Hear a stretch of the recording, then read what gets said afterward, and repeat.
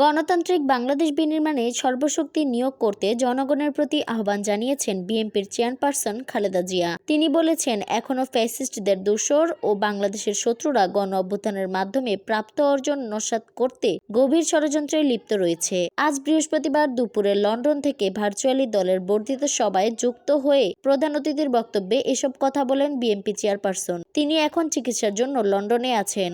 আজ বেলা 11টার দিকে জাতীয় সংসদ ভবনের এলডি হল প্রাঙ্গণে শুরু হয়েছে বিএনপির বর্ধিত সভা। এই সভায় ভার্চুয়ালি যোগ দিয়ে বক্তব্য দিয়েছেন দলের ভারপ্রাপ্ত চেয়ারম্যান তারেক রহমানও। আজকের সভায় খালেদা জিয়া বলেন, আমাদের সবাইকে একসঙ্গে কাজ করতে হবে। এখনও ফ্যাসিস্টদের দোসররা চক্রান্তে লিপ্ত।